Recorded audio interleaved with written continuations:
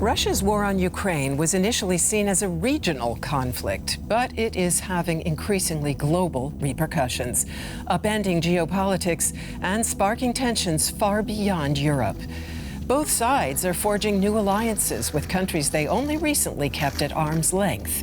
Russia turning to an Iran still aspiring to be a nuclear power, Joe Biden swallowing his pride in a controversial visit to Saudi Arabia, which just 3 years ago he called a pariah. So, on To the Point, we're asking, new alliances in troubled times? Is it anything goes for Biden and Putin?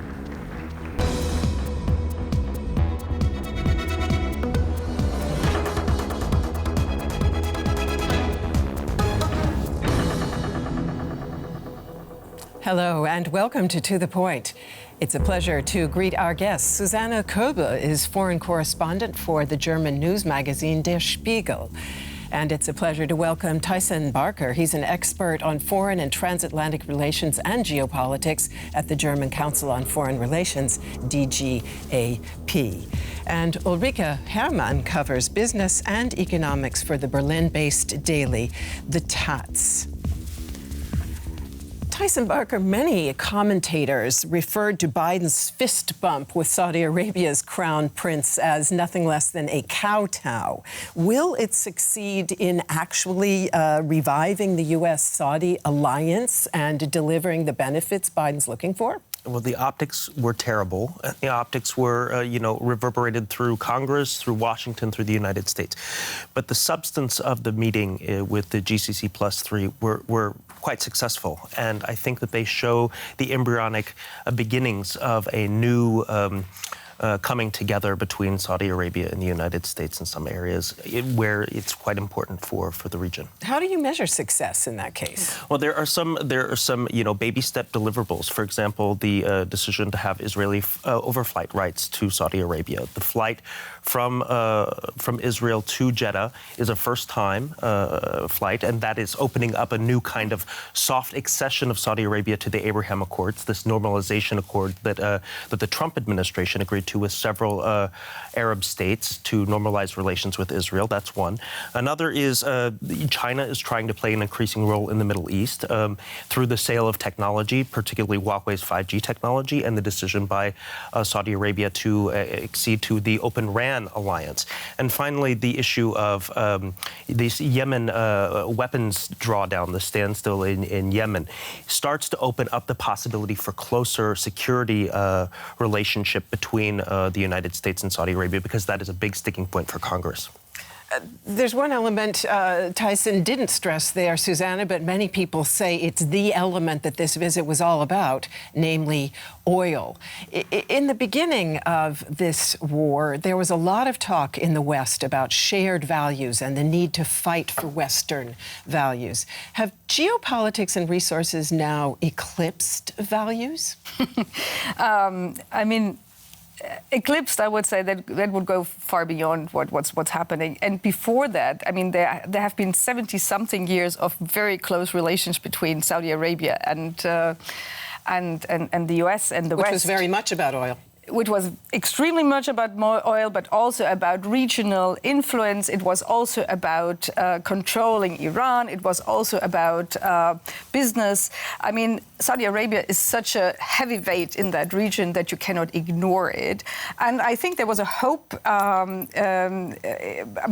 Obviously, in the Biden administration, maybe also, or obviously in the Obama administration, that you could refrain from that very difficult relationship, because certainly Saudi Arabia is not only exporting oil, it's also exporting a very extreme version of Islam, which has had a lot of very bad repercussions. And they were of the opinion that they could be more independent of that. And now it turns out, and it actually now turns out in particular with the Ukraine war, that you need a cooperation, a good cooperation with Saudi Arabia for many reasons, starting with if the nuclear agreement with Iran cannot be revived, which has a lot of a lot of consequences, and it looks like that. Then about oil prices, yes, there is not so much that Saudi Arabia can do now to deliver more oil, which has a lot of reasons. But at the end of the day, certainly, I mean, OPEC is sitting on presiding over the whole system of oil deliveries. So it's a very important meeting, I think. And I want to come back to that point, but Ulrike, let's just take a look at the memorandum that was signed by Iran and Russia, because on his own trip to the Middle East, Putin was also talking about oil, and Iran is now offering a welcome market. Will, in fact, this stronger relationship between Russia, Iran, and Turkey that was on show there at the summit in Tehran, will that deliver the benefits that this very isolated Russian president needs? Well, you know, it was very interesting to see that, in fact, the roles are now reversed, because now Iran is the strong partner. It's no longer Russia. And that is, of course, humiliating for Russia. And the same thing will happen with China. China, again, is much stronger than Russia. So what you could see there is that Russia is losing its status as a superpower because it exhausts itself in the Ukraine. It is not going to win this war. Will be a poor state afterwards. And that was on show at this meeting. Now, looking at Turkey, I think that for Erdogan, the US, in fact, is more important than Russia. The whole safety of Turkey bases, in the end, on the support of the United States. But of course, you know, what Erdogan tries to do is to somehow be an independent power between Russia and the United States to get some leverage points there. And of course, he wanted to have an agreement on North Syria, because he wants to invade there. But that is something that Iran and Russia won't agree to. And I want to pick up on exactly that point in just a moment. But first, let's take a closer look at Biden and Putin's Middle Eastern speed dating in search of new and distinctly unholy alliances. Those two fists would herald a new era between the U.S. and Saudi Arabia. Relations between the two countries have long been at an all-time low, ever since Saudi Arabia had Saudi journalist and dissident Jamal Khashoggi murdered. Now, the turnaround. Let me state clearly that the United States is going to remain an active, engaged partner in the Middle East. But rather than concrete results, the U.S. president was only given a vague promise by Saudi Arabia to increase oil production in the future. Significantly more harmonious, at least outwardly, was the tripartite meeting of Russia, Iran, and Turkey in Tehran. Its main focus was Syria, where all three countries are engaged in war. Also discussed on the sidelines, a possible Iranian drone delivery to Russia and how to handle sanctions. For President Putin, the meeting was above all a message to U.S. President Biden and the West. Russia is also engaged in this region. Putin or Biden? Who has the upper hand in the Middle East? Tyson, what would you say to that question in the face of the U.S. chaotic departure from Afghanistan, in the face of what is often perceived as U.S. indifference in the face of the fighting in Syria? Does anybody really believe Biden's promises to remain, as he says, an engaged partner? Well, I think that, these relationships are very deep. The relationship the United States has with Israel, with Egypt, with Saudi Arabia, with the Gulf states has clearly predated Biden and is something that has many, many tenets within the U.S. political system, including in Congress. There are different sensitive points, also the private sector. So I think that this is something that is a cautious nearing, a cautious intensification of engagement. And it is a situation that is driven by events. That's obvious. You know, the United States, also for its domestic constituencies, needs to be showing that it's doing something to alleviate oil and gas prices, also in the United States. So optically, that is part of the reason why he went to Saudi Arabia, is to say to the American people, look, I'm doing this this is a part of foreign policy for the middle class. I'm trying to deliver at home. But it's going to take time for those kind of policies to yield dividends. Susanne, how do you see it? Would you say, as Tyson does, that there are reasons to believe that the U.S. still has a strong relationship with countries in the Middle East? Or could this perceived kowtow to Saudi Arabia actually hurt it, particularly in the eyes of strategic rivals and adversaries? It's definitely so that Saudi Arabia has close ties with the U.S. Still, they're very much dependent on weapons deliveries and their contracts, long-running contracts. I mean, there is no way that Saudi Arabia could say we don't want to have anything to do with U.S. any longer, or vice versa. So it's more about strategic. A demonstration of a strategic move the U.S. is making here. They want to show to Iran, to Russia, we are still in. We are still having a leverage here. It was also a sign that the times when Saudi Arabia was isolated because of the murder of Jamal Khashoggi, that this chapter is closed now. So, but this has a price, and the price is showing that that this close cooperation is still in place, and it's a deal. I mean, they also get quite a leeway now to work on their issues with Iran. At the same time, Saudi Arabia is interested, and America is interested to keep the ceasefire in Yemen, and all this is it's a package. It's a big package. And what Tyson just mentioned about the Abraham Accords, that the cooperation with Israel, which is a new alliance, which is going to be built up, I mean, is a shift which they demonstrate here. So, Ulrike, if it's a package, are the benefits going to outweigh the costs in terms of loss of that appearance of values and morally guided foreign policy that Biden had sworn to put in place? Well, as Tyson said, I think the main point was that Biden wanted to bring down the oil prices, and that might work. But the problem is that the prices for crude oil are not the main problem, because the prices for crude oil are not higher than they were, let's say, in 2011. The problem is that you have a shortage of refining capacity. And so the oil is not that the crude oil is not that expensive, but diesel and gasoline are very, very expensive. Now, and this will not change because there are no refining capacities left. So, you know, in a way, the problem for Biden could be that now everyone in the United States is hoping that the gas prices will go down, and then all these car drivers will somehow realize that for some reason, it's still very expensive to go to the petrol station. So that might be a problem. Those very high gasoline prices, and I've just come from the U.S., I cannot remember at any time in my life paying these kind of prices at the pump.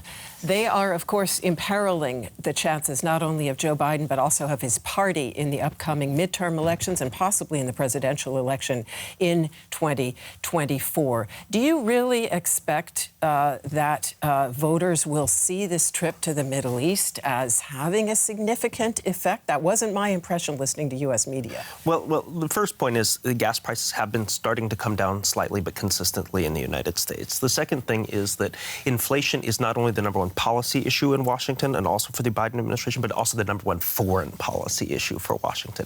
And the narrative, the way that the administration has tried to frame it is in terms of this war, that Russia's war on Ukraine has created all sorts of supply bottlenecks that are driving up prices in all sorts of areas: fuel, gas, or energy, food, etc., commodities, and anything that he can be doing that will substantively or optically look like it's working against that will be helpful. But I don't know if it'll change the outcome of the midterms. Susanne, let's come back to the summit in Iran. Putin, Erdogan, and Iranian President Raisi were doing their best to present a united united front, but weren't there very real divisions, especially on Syria? Absolutely. I mean, actually, you have a lot of very contradictory interests. But on the other hand, they have also a couple of common things. Like, for instance, they see a chance to change the regional order or even the global order in the world. And that's something which is unifying them. You have also, I mean, everybody has a different interest now. Iran and Russia were on one side in Syria, and Turkey was on the other side. Turkey is supporting Ukraine with delivery of drones, which have been extremely successful and very deadly.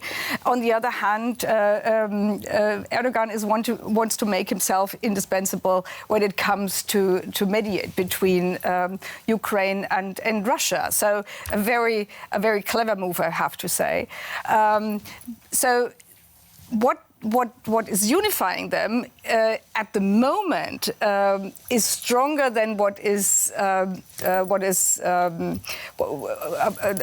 dividing them. What is dividing them? And so I think right now it's a demonstration of everybody is doing its best to look as powerful as possible.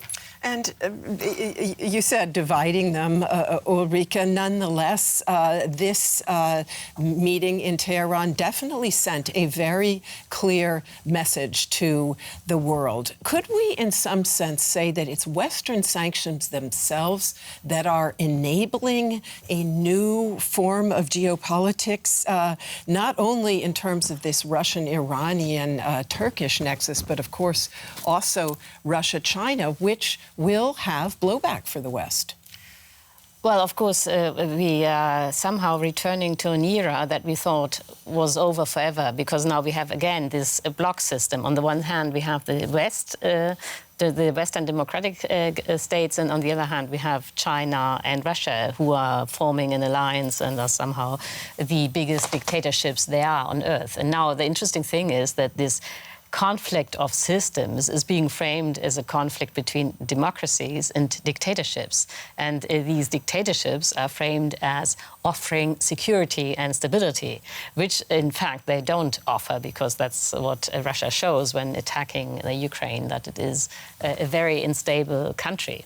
But anyway, what I really found interesting about this whole meeting is that it is really a change that now it's Iran offering drones to Russia. Because, you know, Russia was always economically a very poor country, but it was a military superpower. And now Iran, which is somehow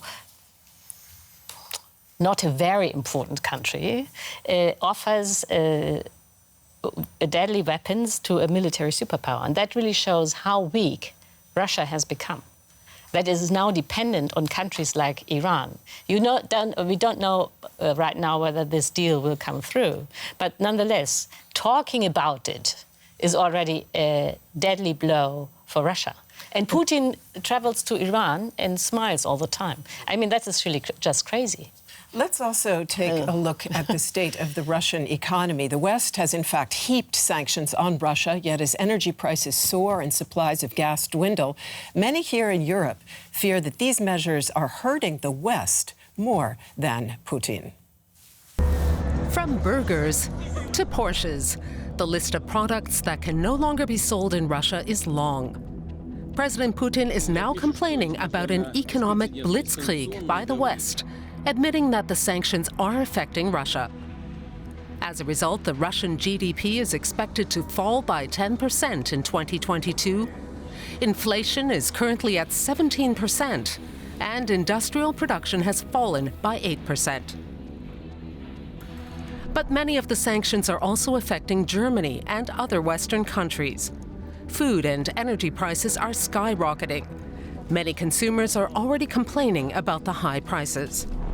Some economic experts say that the world economy might be in danger.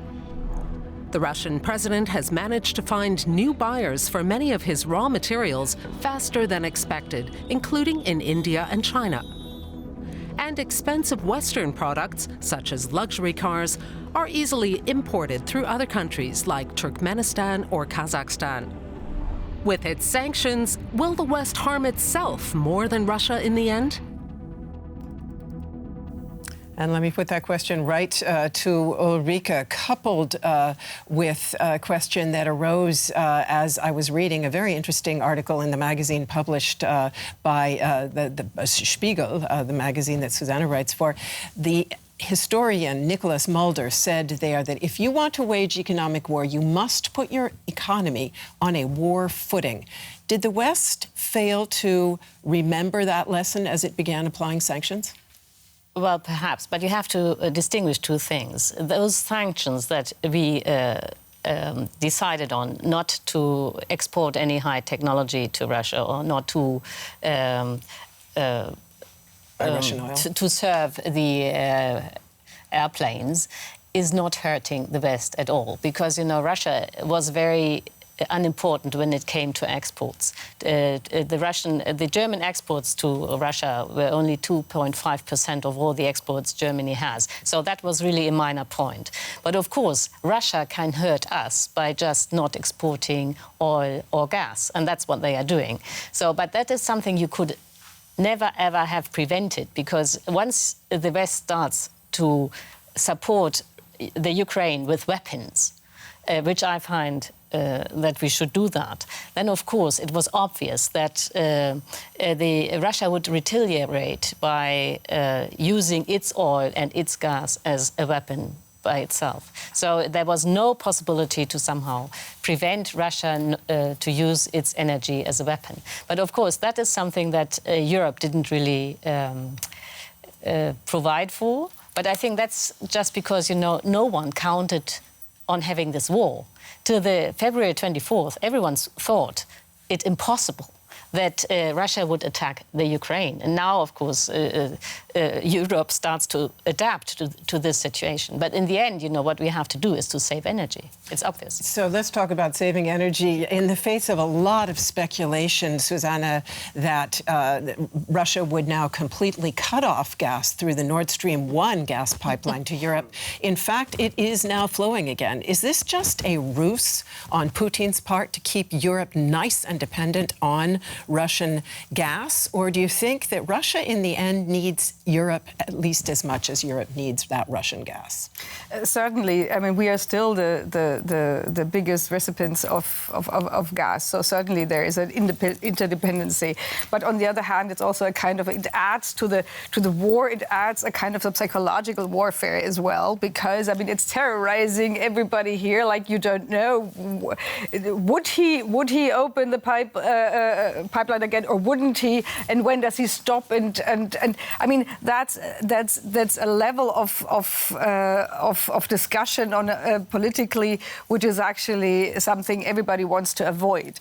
And certainly it shows the dependency, and we all know now that it was a big mistake to completely rely on Russia. One also has to say that even in the harshest, most darkest moments during the Cold War, I mean, it has never happened that Russia didn't deliver when you had a contract with it.